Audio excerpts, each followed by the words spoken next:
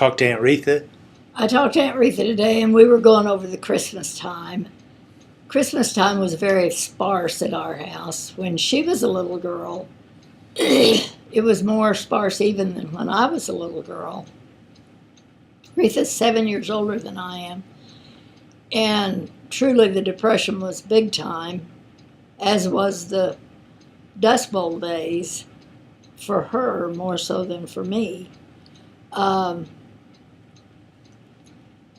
She said Mother always tried to have $1 apiece for each child, $1 for each child at Christmas time. And that one year she remembered that the old sow had a bunch of little pigs, and one of them was a runt. And usually with a number of pigs there will be one runt. And the old sow tried to kill it, and Mother caught her and got the little runt away from her, and she took it in the house and raised it on a bottle. And she sold it just before Christmas and got $5 for it. So she had $5 to spend for Christmas.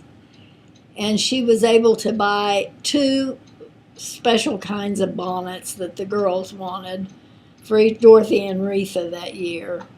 And they were thrilled to death with them, and they each cost $1, and they were so excited to be able to get them.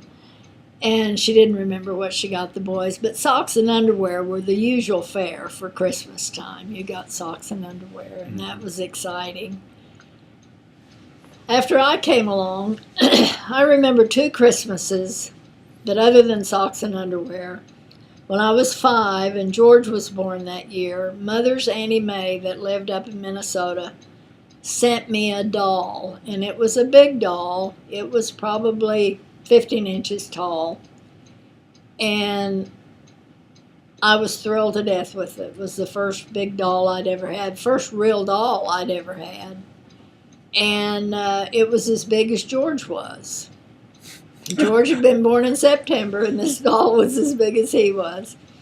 Anyway, and it kind of comforted me because I was 5 years old and had been the baby all this time, and then I had this little brother, and he was a pain in the butt to me, and then I got this doll, so it kind of eased the pain. Then the next year or 2, and I don't remember how many years, I got another doll. Those were the only dolls, and it was a baby doll, but those were the only dolls I ever got in my growing-up years. Other than that, Christmas gifts were always just socks and underwears, or maybe a new pen or pencil or something of that ilk. The boys, usually it was socks and underwear. One year, I know Stanley and Albert got a touring car, what they called a touring car, that had a little house trailer with it, a camping trailer with it that looked like one of those Silver Stream kind of things, only it was yellow. And they were so proud of it, and oh, if you touched it, mercy, the world was going to end. I got screamed at over that more times than I can tell you. And George was a little shaver, and if he touched it, you'd have thought the world was going to end. And this was a real car. No, it was this just was a toy. A just toy. a toy. Mm-hmm. Wasn't any bigger than one of these on the floor down here. But they never ever got toys. We never got toys. We had no toys. Most of the toys we had, we made. We built out of boxes and pieces of wood and things like that. We didn't have toys. We had no money to buy toys, okay? Our big toys was going out in the summertime, going outside and gathering up, going to trash piles and finding old wheels and stuff and building cars out in the yard and making our toys. We used to build all kinds of cars out in the yard with old, whatever we could find to make them out of. One of our favorite games out in the yard was to find an old barrel and walk the barrel. Mother would be so mad at us, she'd swear we was going to break an arm. But we'd do it every year. And one of our favorite, my neighbor girls' friends, Betty and Olive Wilson, used to come and visit, and we'd go out to the chicken house.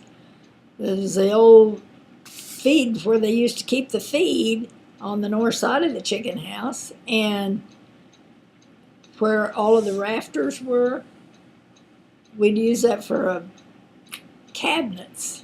And we'd take lids and little boxes and everything we could find and make that, those would be our dishes. And we made a playhouse, and that'd be our playhouse.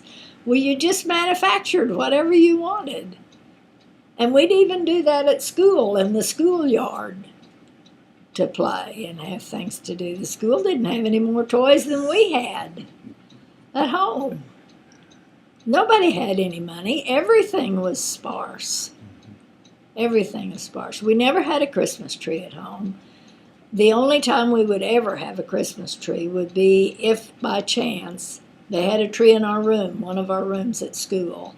And when the school closed for the Christmas holiday, because we always got 2 weeks for Christmas, and it was a Christmas holiday, it wasn't just a holiday, because we had prayer in school, and we read the Bible every day in school. And we recognized Jesus in school, and we said the Pledge of Allegiance in school, and we recognized the flag, and we recognized the president. We taught real history in school, and all of it. We recognized that the Constitution was structured after God and the whole 9 yards.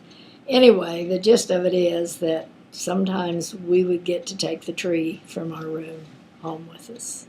And that might give us a Christmas tree. Retha said that a time or two, Dad would cut a limb off of the old cedar tree out on the north side of the house and put it in a bucket and lean it up against the wall, but it never did work very well because it didn't smell very good. Those old cedars don't smell very good.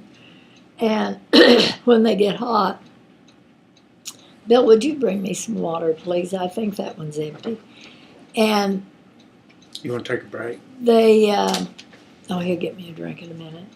And they, then you made all your decorations. You'd do the popcorn and make rings, paper rings and that kind of thing. But you didn't really miss it. We had no electricity, so you didn't have lights, so there was not much you could do. Christmas was just another day. Another day. But we enjoyed the church stuff and the candy. Mm-hmm. You say it was just another day. Did you have a big Christmas dinner? And we would always have Christmas dinner, usually a goose for goose? Christmas dinner. Is that one you raised? Or? We would either raise it or the boys would shoot it. And sometimes Mother would buy one if that was possible. Sometimes someone in the area would want Mother to clean a goose for her. And she would agree to clean it if they'd give her one. Mother had an excellent reputation for cleaning birds and getting them, preparing them for people's dinners. Mother raised lots of turkeys, and sometimes we'd have an extra turkey and we'd eat the turkey, half turkey for Christmas too. So it just depended on the year and what we had. Mother loved goose, and if we could get a goose, she liked to have goose. I'm hearing a repetitive theme as you talk, and that is the things Grandma did out of love for her family and what she wanted to do for her family. Yes, it was. It was. Mother took her family was very near and dear to her heart. And Mother was a very stalwart woman. She had been brought up in very tough circumstances. When Mother was 6 years old, her mother was very ill. She had diabetes. And at that time, they didn't do much for people with diabetes. Didn't know what to do. And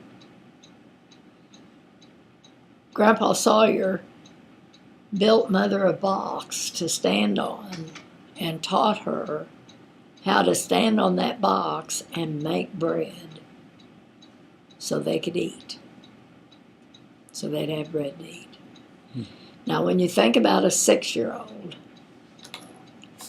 standing on a box baking bread for 5 people, 4 of whom are boys or men. That's a pretty tall order. Hmm. And she grew up that way. So she became very strong, very young,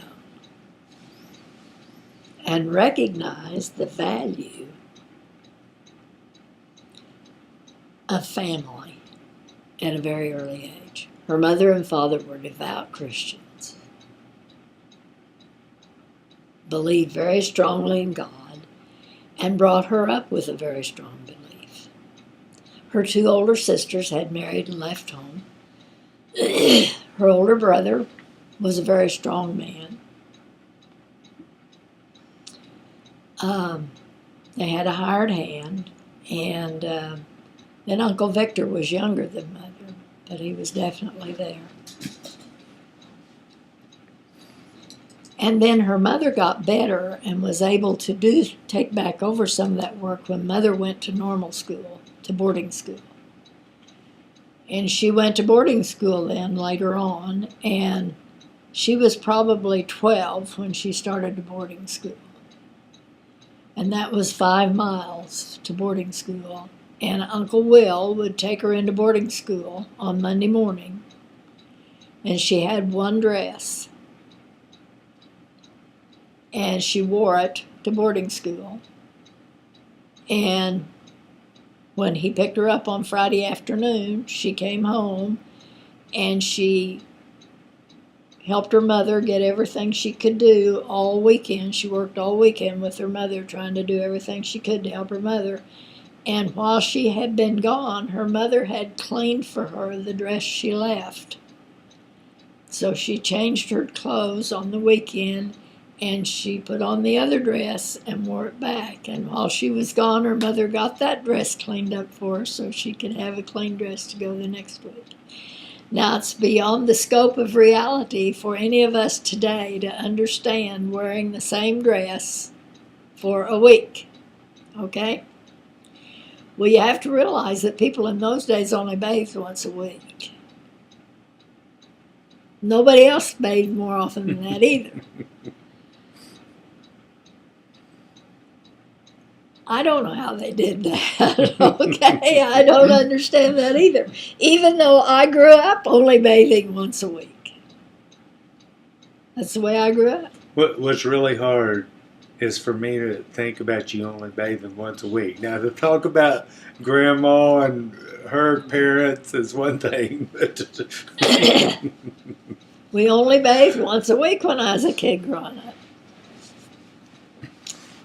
And I don't know how we did that either, okay? I can't hardly make it through a whole day once a day.